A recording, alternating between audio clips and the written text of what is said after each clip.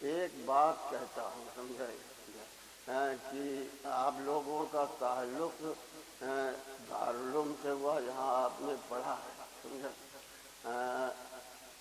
اس صدی میں مطلب کہ اس دور حاضر میں سمجھے دار اکابر دارالعلوم کا جو مسلک ہے سمجھے، آپ میں مطلب تقلیداً یہ بات نہیں کہہ رہا ہوں بلکہ بصیرت کے ساتھ یہ بات کہہ رہا ہوں، اور آپ بھی مطالعہ کریں سمجھے۔ تو قرآن، حدیث، صحابہ اور تابعین کے طریقے سے اقرب طریقہ یہی، اقرب طریقہ کیا ہے؟ یہی ہے۔ اس کے علاوہ جتنے طریقے ہیں میں کسی کا نام نہیں لوں گا اس وقت سمجھے، وہ ہو اکابر دیوبند کے طریقے سے کے مقابلے میں ابعد کیا ہے، ابعد ہے سمجھے۔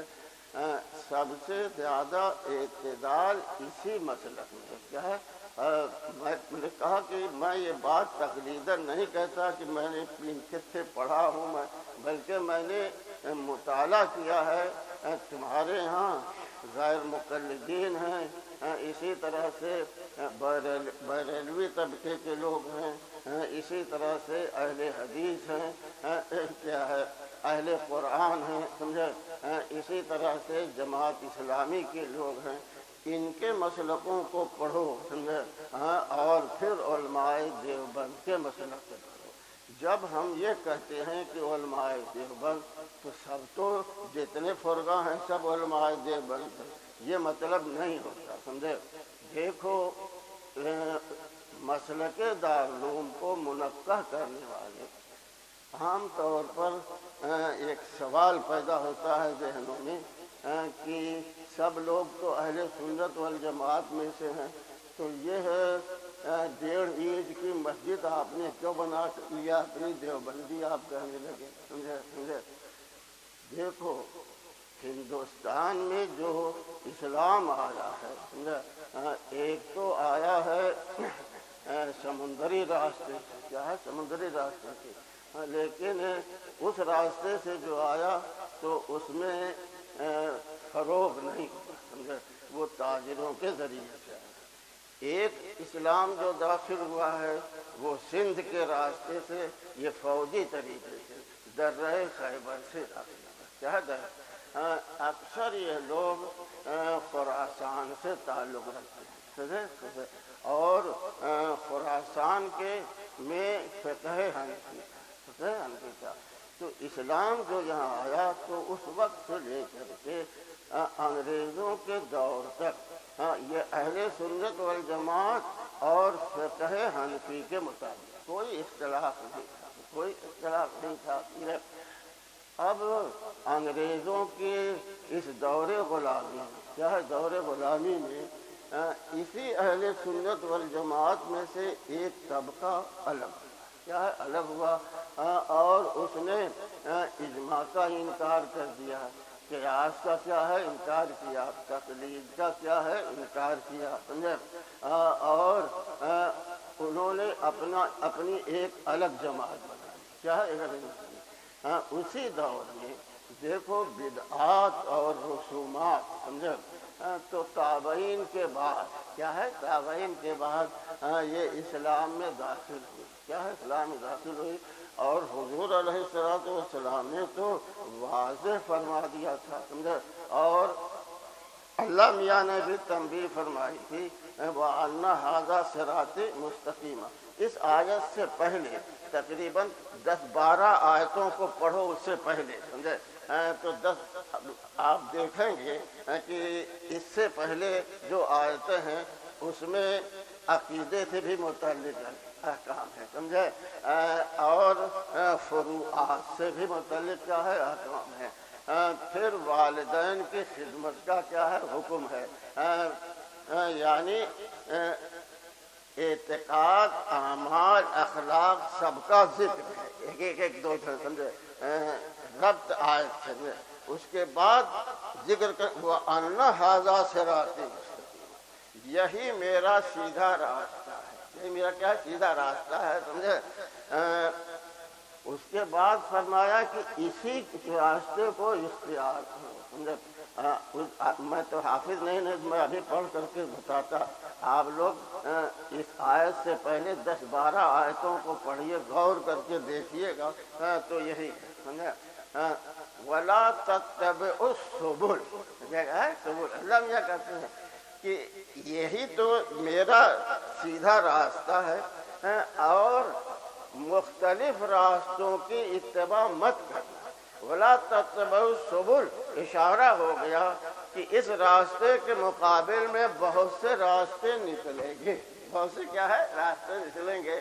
حضور نے بھی فرمایا مَن یعش منکم بعدی فسیری اختلافا کثیرا، یہ اختلاف کثیر عقیدے میں بھی ہوگا، فروعات میں بھی ہوگا، کیا ہے فروعات میں بھی ہوگا، یعنی اعمال میں، عقائد میں، اعمال میں، افعال میں، سمجھے۔ ستفترق امتی علی 73 فرقہ، سمجھے۔ تو قرآن میں بھی اشارتاً بتایا گیا، حدیث میں صراحتاً بتایا گیا کہ یہ ہے مختلف طریقے نکلیں گے، سمجھے، مختلف نکلے۔ وہاں فرمایا اختلافاً کثیرہ، اس اختلاف کثیر کی صورت میں آپ کیا کریں گے؟ تو فرمایا علیکم بسنتی و سنت الخلفاء الراشدین، وہی بات کہا الا فرقۃ واحدۃ ما انا علیہ واصحابی، یہی بات قرآن میں کہا گیا فاتبعوہ، اسی صراط مستقیم کو اختیار کرو۔ اسی حدیث کی شرح کرتے ہوئے تو حضرت عبداللہ بن مسعود نے کہا کہ حضور علیہ السلام نے خط لنا خطا مستقیما، ہمارے سمجھانے کے لیے آپ نے ایک سیدھا خط کھینچا، ایک کیا ہے خط کھینچا، فرمایا یہی سبیل اللہ ہے، یہی کیا ہے، ثم خط خطوطا عن یمینہ وعن شمالہ، اسی خط مستقیم سے ملی ہوئی دائیں بائیں بہت سے خطوط کھینچے، یہ دائیں بائیں جو خطوط کھینچے مستقیم سے منحرف ہوئے، مستقیم سے کیا ہے منحرف ہوئے، لیکن ہے مستقیم سے جڑے ہوئے، سمجھے، اسی لیے ان کی جو ہے تکفیر نہیں کرو، کیا ہے تکفیر نہیں، اس لیے کہ اسی مستقیم سے تو نکلے، سمجھے، ہاں لیکن ان سے منحرف، اس لیے ان کو گمراہ فرقہ کہو گے لیکن کافر نہیں کہو، سمجھے، بات سمجھ میں آئی، سمجھے، ان کو تو معلوم ہے یہ سب، سمجھے۔ تو میں بتا رہا تھا کہ ایک فرقہ پیدا ہوا کہ بدعات رسومات کو بتا رہا تھا، یہ تو تابعین کے بعد سے شروع ہو گیا، سمجھے ہے، لیکن یہ ہے بدعتیں، سمجھے، یہ ہے رسومات، ان کو کسی نے منظم نہیں کیا، منظم کر کے ایک شریعت کے رنگ میں پیش نہیں کیا، سمجھے۔ ایک جماعت آئی سامنے، سمجھے، اس نے ان بدعتوں کو، سمجھے، منظم کیا کیا، منظم کیا، منظم کر کے ایک شریعت کا انداز اسے دے دیا، کیا شریعت کا انداز دے دیا، سمجھے۔ ایک جماعت پیدا ہو گئی، اسی جماعت اب علماء دیوبند سمجھے، جنہوں نے اجماع کا انکار کیا تھا، قیاس کا انکار کیا تھا، سمجھے، اور فروعات میں، سمجھے، تو اب یہ ہے اجماع کے قائل ہیں، قیاس کے کیا ہے قائل ہیں، سمجھے۔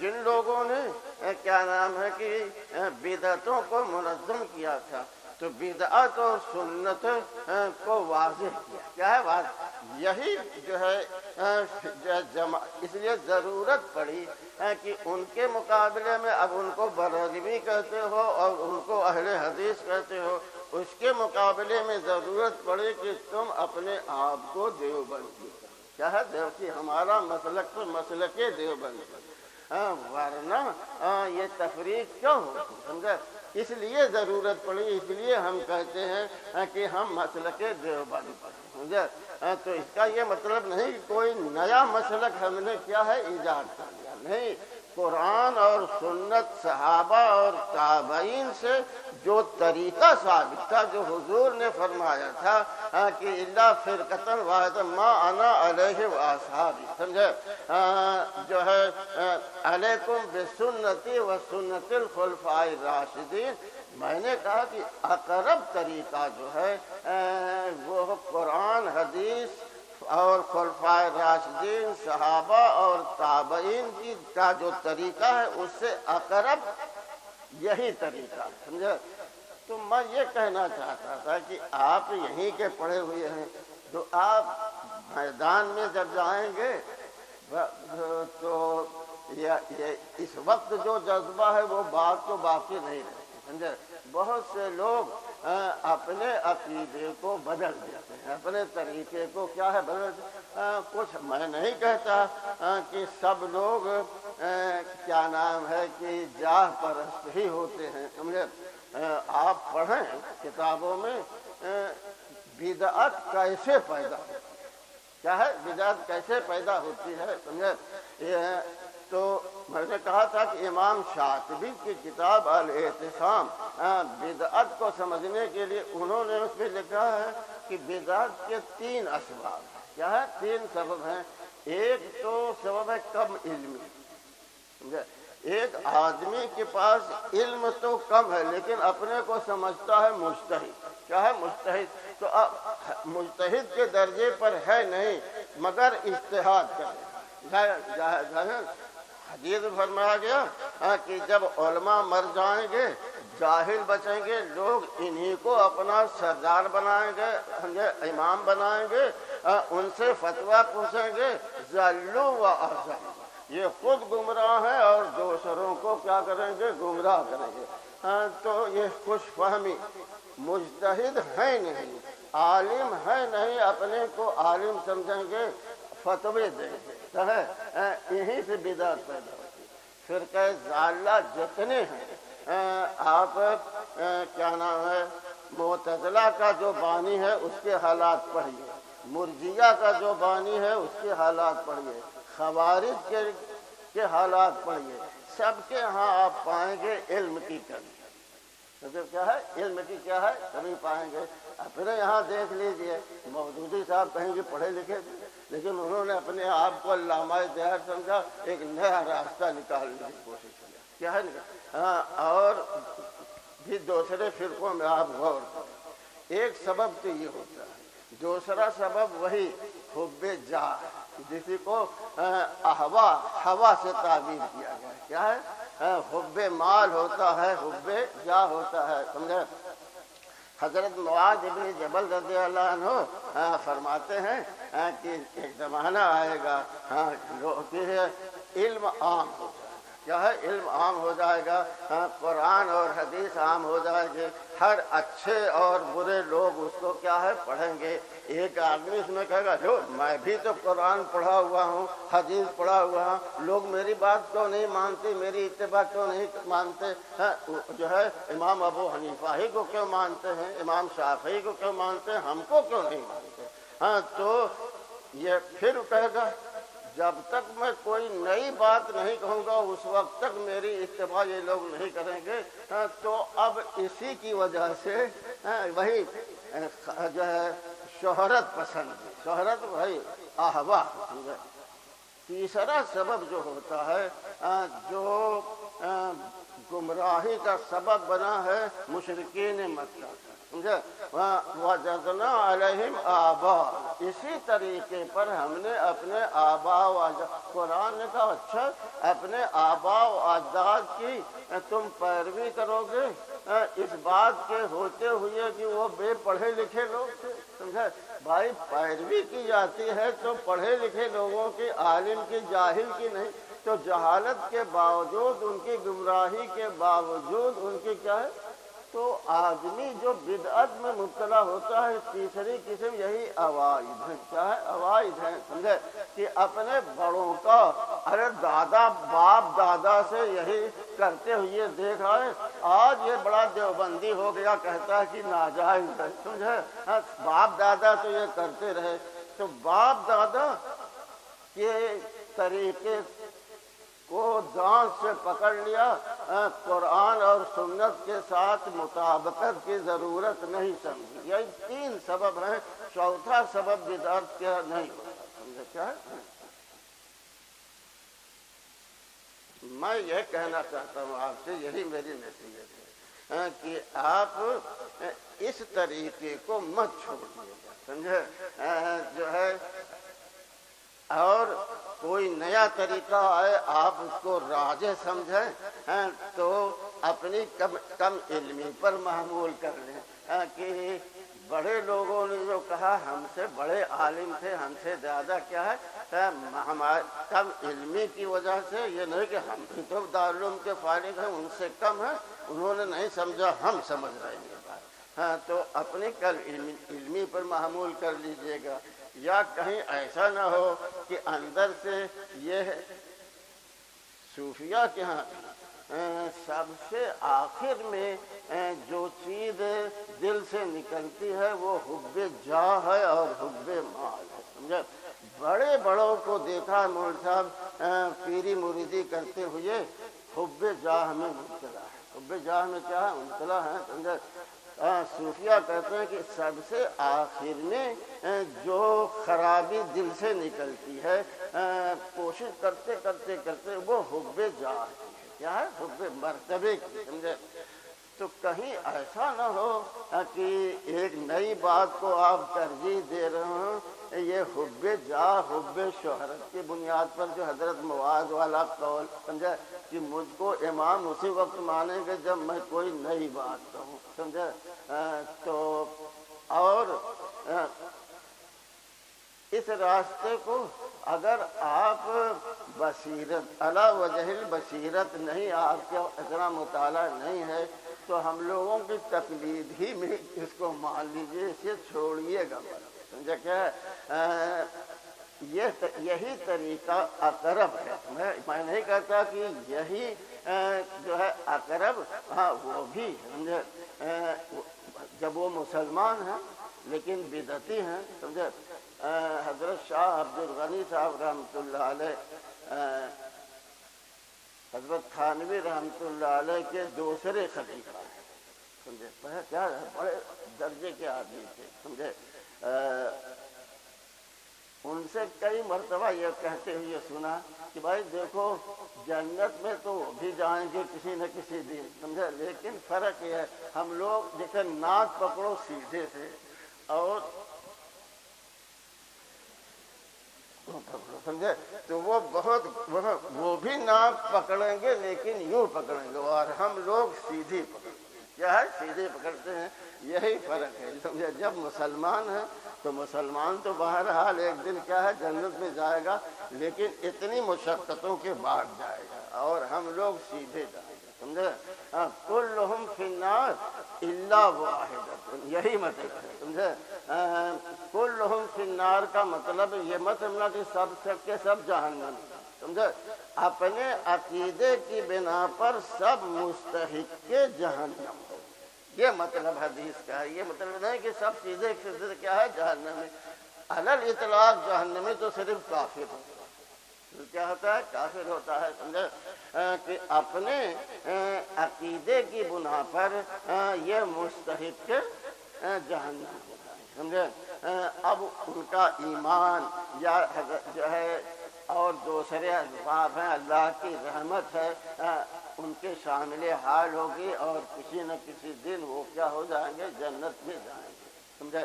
یہی ایک نصیحت ہے۔ دوسری بات یہ ہے کہ آدمی زندگی کی راستے میں، اب آپ تو اب جائیں گے، آپ تو طالب علم انتہائی غیر جو ہے بے حس ہوتا ہے، کیا ہوتا ہے؟ بے حس، یہ ایک دور ہی ایسا ہے کہ اس میں بے حسی ہوتی ہے، کیا ہوتی ہے؟ بے حسی ہوتی ہے۔ کھڑکی کھلی ہوئی ہے، تیز ہوا آ رہی ہے، سمجھے؟ بیٹھ کھڑا وہیں تلاوت کرے گا، نماز پڑھے گا، ٹھنڈ لگے بند نہیں کرے گا، یہ ہے بے حسی، سمجھے؟ کیا ہے؟ یہ ہے، دیکھ لو اپنا، سمجھے؟ ہم لوگوں کے ایک ساتھی تھا ملک، سمجھے؟ تو اگر اتفاق سے کھانا کھا کر کے پانی نہیں تھا تو بغیر پانی پیے اور اسی بستر میں ہاتھ پہنچ کر کے لیٹ گیا، سمجھا؟ اب جا کر کے پانی لے آئے، پانی پی لے، ہاتھ دھل لے، یہ نہیں۔ یہ طالب علمی کی خاصیت ہے، سمجھے؟ اس لیے بے حسی پیدا کہاں سے ہوتی ہے؟ جب آپ کا اعتماد پورا کسی دوسرے پر ہو جائے، سمجھے؟ کیا ہو جائے؟ تو آپ دھیرے دھیرے دھیرے دھیرے بے ہوتے جائیں۔ اب مدرسہ کمرہ بھی دے رہا ہے، روشنی بھی دے رہا ہے، پانی بھی دے رہا ہے، کھانا بھی دے رہا ہے، کپڑا دے، آپ تو پورا اعتماد کر چکے ہیں کس پر؟ مدرسے پر، تو آپ بے حس ہوں گے نہیں۔ یہی آدمی کو جب آپ زندگی کی راہ میں جائیں گے، یہی بے حسی تباہ کرے۔ کیا ہے؟ سمجھے؟